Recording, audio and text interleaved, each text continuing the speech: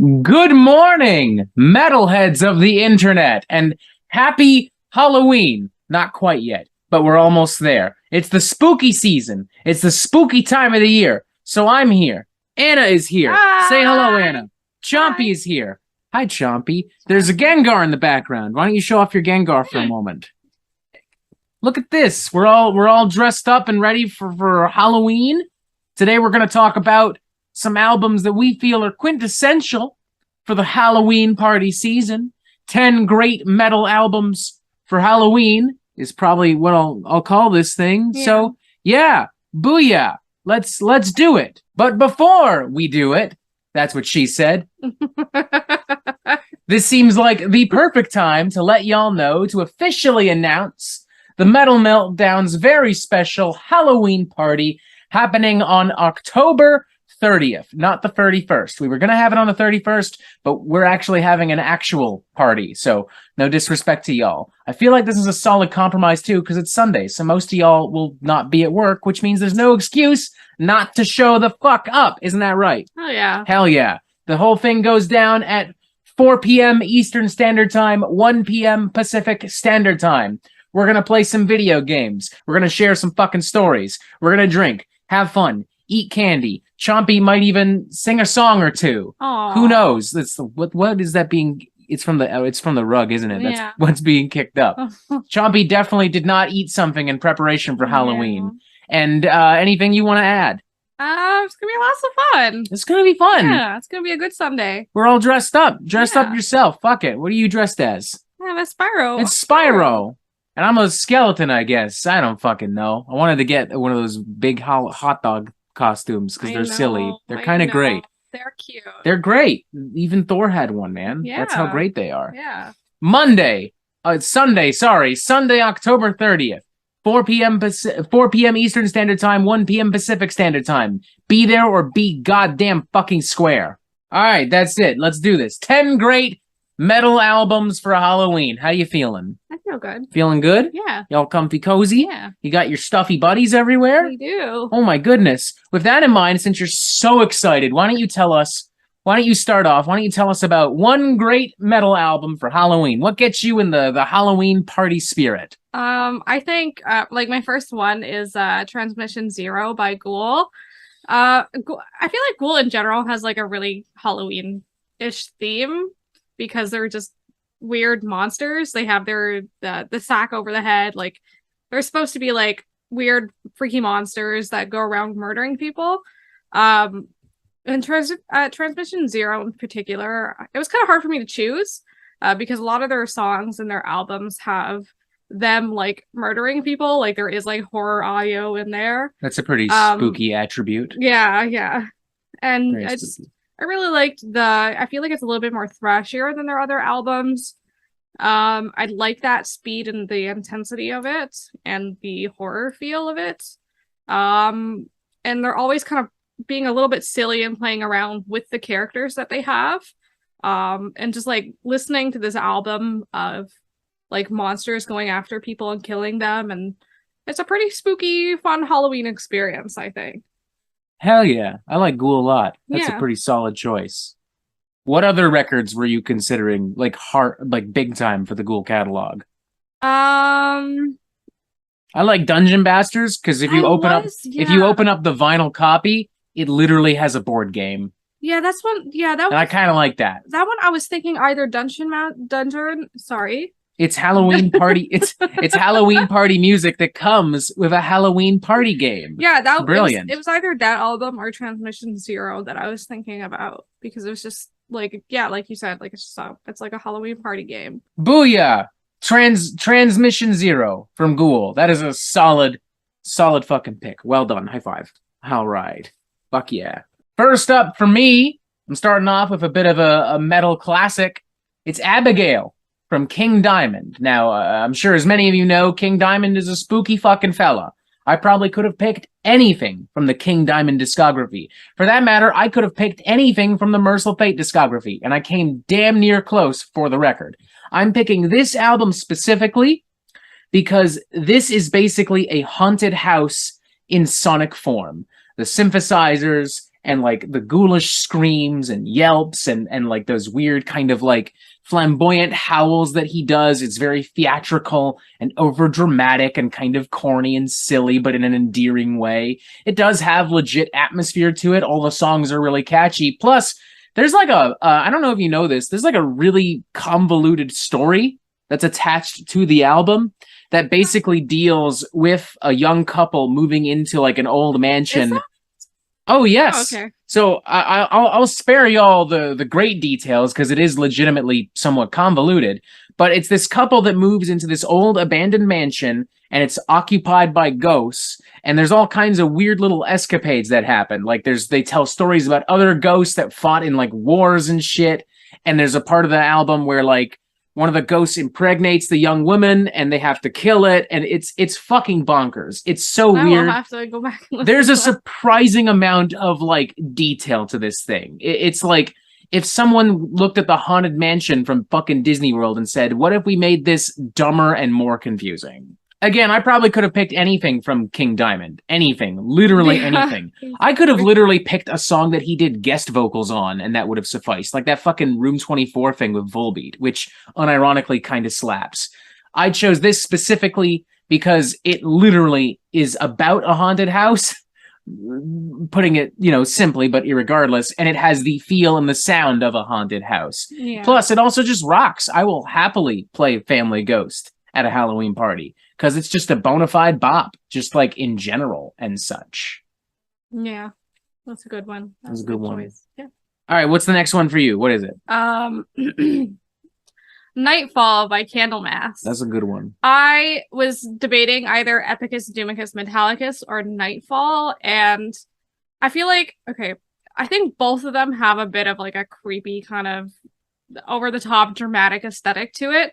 I know Nightfall has... The album is called Epicus, Doomicus, Metallicus. Of course, Anna. I know, but Nightfall specifically because Bewitched is on the album, and that is such a good song for you getting in the mood for like being spooky horror time. And like just that, like the chorus and oh my god, the album in its entirety, like just the booming vocals that like he has almost like a haunting way of singing. He almost sounds like a banshee. Like like if you were in like a haunted church or something, you would like hear this like ghost singing these like epic, like spooky, deep vocals that like go through the whole church. He really belts it out like, at multiple points. Yeah. Like he can't just say, "You are bewitched." He has to go like, "You are bewitched." Yeah, it's like, it's super. And in the video, he bursts out of the fucking coffin, and there's a thing of smoke. I know, it's so epic, and like everything about Candlemass is like just over the top and like epic, and they love that spookiness too, and as you can feel that in the album as well. And it's just like it gets you in that mood. He's like a spooky banshee singing. I like that pick. That's a good pick. I feel like a lot of classic Doom, since we're on the topic, fits that quite nicely. Like I could play like Cathedral or some other Candlemass, Saint Vitus, Trouble, all kinds of stuff. I try not to pick like all Doom bands for this too, because it's so easy just to be like. It would be too easy. That's why I'm like, don't just pick albums that are spooky. Pick something where it's like, I would actually play this at a Halloween party. Yeah. That's kind of my feel. Yeah. That's the vibe I went with, at least. I think I have a good vibe going on. You'll find out.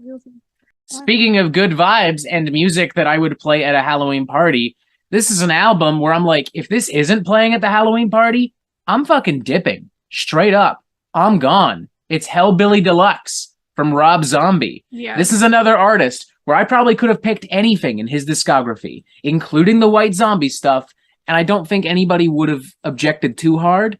But this specifically, because I feel like this is where his love of metal and industrial and horror and rock all kind of come together in like the most awesome fashion, I mean he's a horror nerd, he's a rock nerd, he likes to party, he loves his industrial and his alt metal. That's evident as fuck, but it's at its best on this album. Like, I'm not even a massive fan of White Zombie, but this hits the spot for me. I mean, you got Dragula, which, like, that huge thumping, metallic, chuggy guitars. and like those that roaring belting chorus that like if you're not singing along to, it's great. It has this almost kind of neat 90s EDM kind of dance hall vibe to it because it's just got that awesome groove, and you just want to get up and like fucking bust it. You know what I mean? Yeah, I just want to sing along to it. Like it's that's one where you can like picture yourself drinking and singing along to. And like you have Super Beast, which is like a lot faster, a lot more aggressive. You know, like that's the one that where the party's getting intense. That's where you start fucking. That's where the mosh pits come out. And then you've got Living Dead Girl, which is kind of slower and kind of weirder and a little sexier and a little filthier.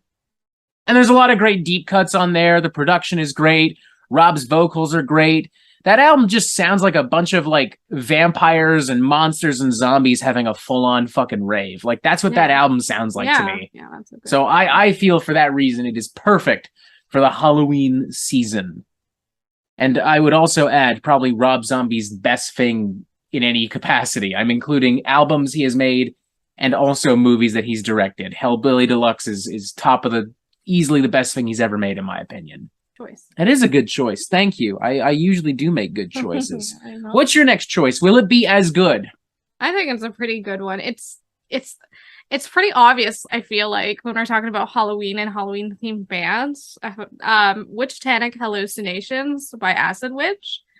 And specifically this album because it sounds like if Man-Thing was actually decided to sing vocals in a metal band. Like, it is so swampy and disgusting and creepy. He got tired of guarding the nexus of reality and said, time to be in a metal band. Yeah, and there's also there is literally a song called October 31st on there as well. But I really love the swamp feel and those really deep bubbling growls that are throughout that whole album. It just feels like you're in the swamp and there's a spooky witch in her hut and you can hear her cackling, and then it's you have this swamp monster that's singing all these spooky tales, and it's it really gets you in the mood.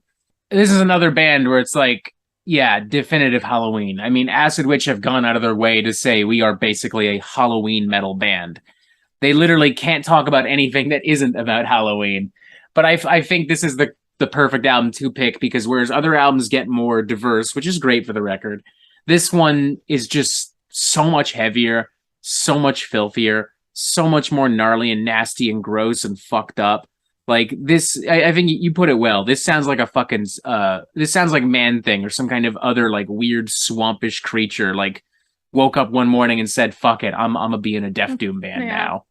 I love it. I'm sure on some level that was the intention, honestly. Yeah, it wouldn't surprise me. I mean, there is swamp themed songs, so yeah. I mean, even on the latest album, there's tons of weird, sludgy, swampy stuff. Yeah. And these guys they're horror nerds in every sense. On top of talking about Halloween and they'll talk about serial killers and shit like that, but they'll also talk about horror comic books and movies and shit like that. I wouldn't be shocked, come to think of it, if there actually was a song about Man-Thing somewhere in their discography. Maybe. I wouldn't be shocked by it. They're literally just talking about a fucking witch. There's a song called Swamp Spells about a fucking witch in a swamp. Yeah, on the most recent album, there was Dad by Dawn, which is about a real life serial killer and also a direct reference to fucking Evil Dead. Yeah. So that album is so good, but I didn't want to pick it for this because as much as I love the newest album, this is the spooky one. This is the spooky atmospheric one. Out of 5 spookies, what would you give it? I would give it a pretty solid 4.5 spookies. 4.5 spookies out of spooky. Yeah. That's a pretty good score.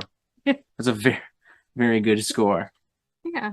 All right, I've mentioned this album a lot on the Metal Meltdown. I've mentioned it in other videos about Halloween, so fuck it. I'm going to mention it again because I really do still think it is perfect for the Halloween season. This is another band where I probably could have picked any album, to be fair. It's a common trend, I think, so far. Yeah. I'm picking this one specifically because it honestly still kind of freaks me out in some parts. I'm going with Infestissumam from Ghost, who at the time had to call themselves legally Ghost BC. Oh god, but it's Ghost. That was a very silly controversy. It was. Don't get me wrong, I like Opus Eponymous. There's a lot of really good songwriting on there. A lot of really good hooks, but the production was very thin, and I feel like it loses its luster after a couple of listens. Whereas Infestissumam just grabs me right away with its weird mix of gothic and occult rock and prog and church music and circus music at times. There's organs all throughout the thing. There's influence from surf rock. You have like these massive choirs and all of these weird, dark, satanic chants and all of these like shape-shifting melodies and harmonies. And it's not like a heavy record. It's just really dark in tone and in vibe and in concept. This is also a more divisive album from what I understand. People prefer Opus Eponymous and even the more produced, stuff from like, later records like Prequel and even the most recent album, Impera. All good stuff, but this, for me, this is where you get the most bang for your buck, in my opinion. I mean, Year Zero still has those awesome devilish satanic chants, that massive chorus. Zombie Queen and Ghoul has that kind of progressive surf rock kind of vibe. Yeah. Secular Haze sounds like if like a fucking like a freak show broke into a church and got the whole audience high as a kite. You know what it's like? It's kind of like if the monsters from Scooby-Doo got high and like made an album. Yes, that's actually a great description. People do describe Ghost as like Scooby-Doo music, which is not an insult. Scooby-Doo rules. I kind of love it. We watched Scooby-Doo 2 Monsters Unleashed last night. It makes no fucking sense. Oh god. But it did have that scene where fucking Velma was dressed up like Bayonetta, and that made Moose very happy. Yeah. So it gets points. I think that was Velma's an awakening for a lot of people. This is getting sidetracked big time. This is getting really sidetracked really fucking quickly. If we get into the Velma discussion, that's it. Yeah. Rank Velma ranking in the post your Velma rankings in the description. Fucking hell. Yeah, I mean, that's my pick. I love Ghost. Even Impera, which I didn't love, I still appreciate a lot about that album. There's tons of great songs across their discography, but Infestissumam is the best of the bunch, the spookiest of the bunch, still in my opinion. And, it'll be a slightly weirder Halloween party if you're playing this, but it's still a damn good one.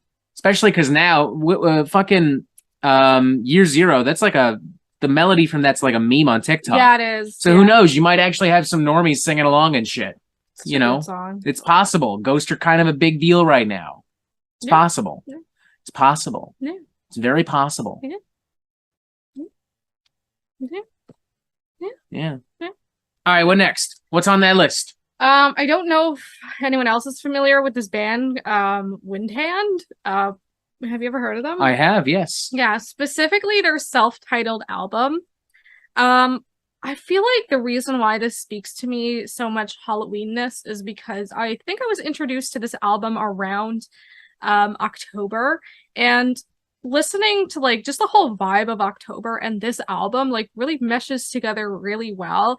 I like the kind of haunting female vocals a lot. It feels really creepy. It just feels very otherworldly, and there's this whole element of like the whole album itself has like these elements of walking through a dark forest.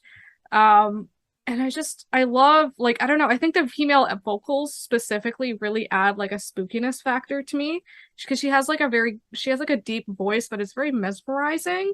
It's almost like a witch singing her spells.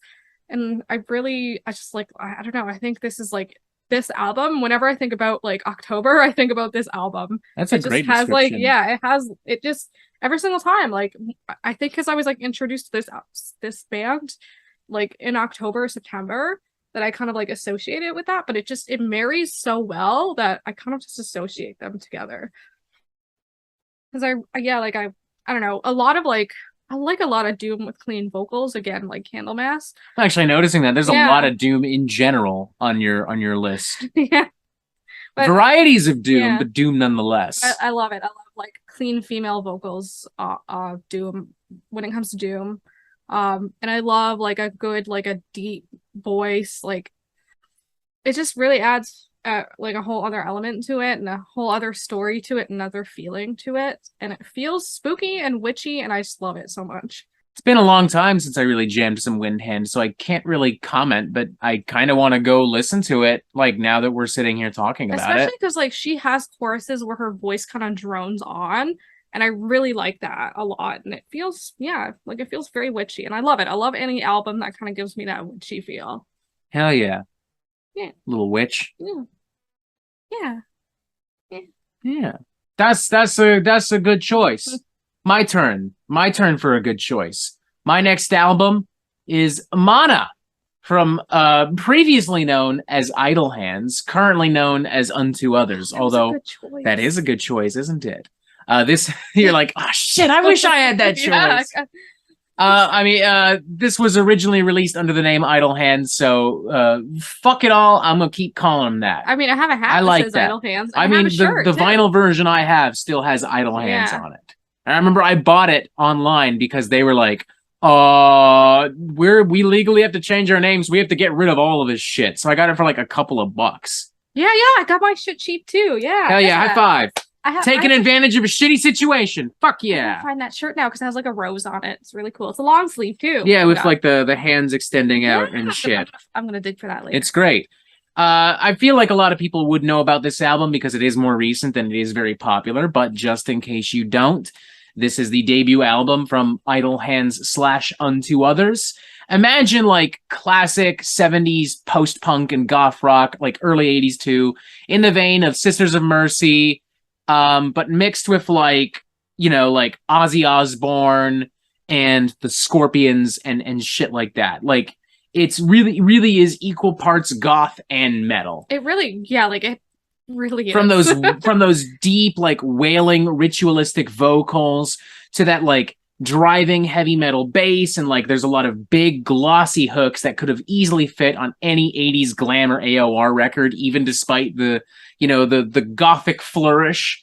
There's lots of sizzling guitar solos. I still regularly find myself singing stuff like Jackie and Give Me to the Night. Yes. They are wedged in my fucking brain like a crown in Homer Simpson's skull. Like, they're up there. They ain't coming out anytime soon. So good.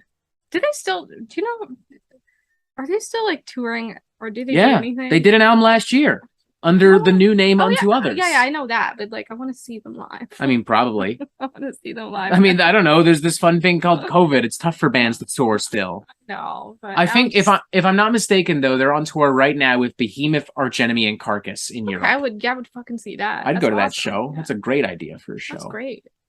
I'd see Carcass. I would see Carcass with any other band than Amon Amarth, which is who they're coming through with in fucking December.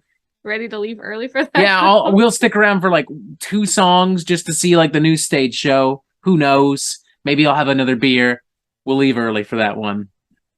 Go see Carcass and dip, basically. But hey, this isn't about Carcass. I love them, don't get me wrong, and I love them so much I would play Heartwork or Surgical Steel at a Halloween party, but not before this. Mana, Idle Hands / Unto Others. Check it out if you haven't already. Check out their other album, Strength, too. It's got a surprisingly really good cover of Hell is for Children. And this is coming from somebody who hates cover songs. So yeah, there you go. What's your next album? What's it going to be?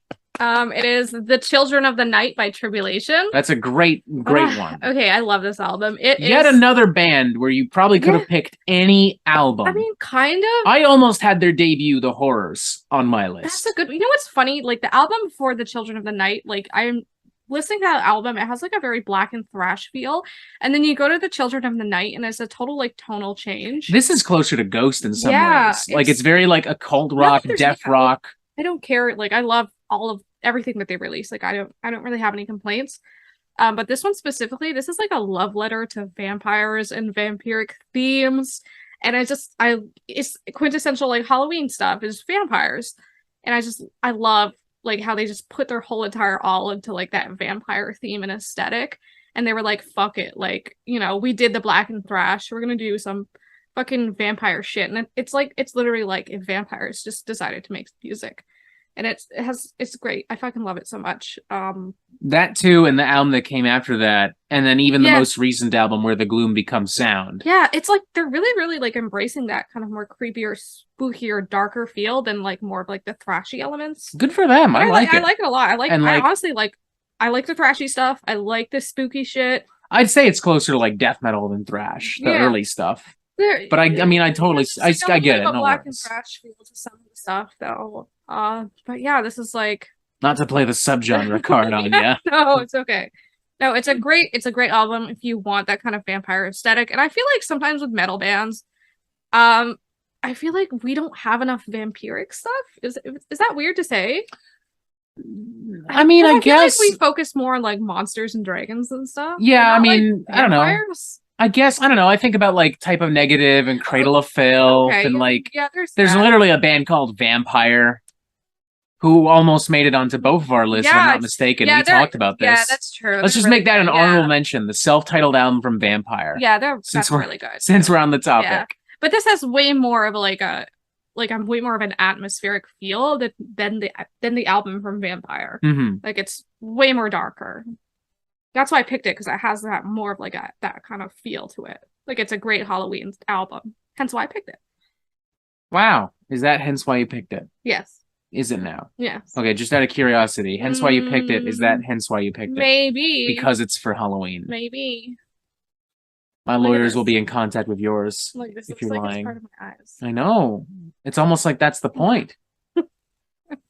It's almost as if that's why it was made that way. I just get like really entertained by this. Little dragon. Hi. Hi. I have to like Hi, adjust little it, 'cause dragon. sometimes the horn like No, it's okay. We'll stop everything so that you can like pretend that you're a dragon for another minute. It's great. I'm kind of warm though. Of course you're kind of warm. These things are not meant to be. These things are kind of. I'm boiling alive. I know. I'm like I'm like a fucking gumbo in this thing, man. See, like you died. You died. I am dead, yo. I'm dead, yo. I'm fucking done, yo. I got this too. I love the little skeleton. He looks so goofy too. He looks so goofy. He's like his teeth are so straight. He's like I know. He brushes his teeth and he flosses often. He takes good care of himself. We should get back to this. No, we have to go off topic at least 3 more times. That's how every collaboration on the Metal Meltdown works. Didn't you know that? Oh, I have look at my little wings too. I got case in point. Wait, you gotta see. I have like a little tail too. It's everything. It's great. It's everything and it's great. That's nice. Yeah, high five. I gotta show people. Nice. Anyways, this brings me to my final album of the evening, a definitive Halloween jam. We actually talked about this fairly recently on the Metal Meltdown. This was one of my favorite albums of 2021. It is Skin Show from The Lion's Daughter. Oh. Yeah, I went with something a little more recent, a little lesser known. Not just for those reasons though, but because it actually does is awesome for Halloween and stuff. I still don't really know how to actually describe the sound of this band. Metal Trenches it will insist that this is closer to sludge metal. I disagree. I think it's closer to black metal. It's definitely got a lot of synth and alternative stuff on it. I've gotten to calling it blackened synth metal because that makes sense to me. Yeah, sure. Irregardless of what you want to call it, it's very weird. Very spooky. Songs about werewolves and monsters and creatures of the night and all kinds of weird escapades. It's meant to capture a dark kind of macabre feel and vibe and era. And, it rocket propels that forward with a lot of vicious tunes. You got your typical death metal kind of heavy metal ragers. You've also got Werewolf Hospital and Sex Trap that are kind of funkier, kind of weirder, have some electronic impulses and such. You have some sludgier moments, these more apocalyptic kind of hellscapes. At times I feel like I'm trapped in a mental asylum while listening to this thing.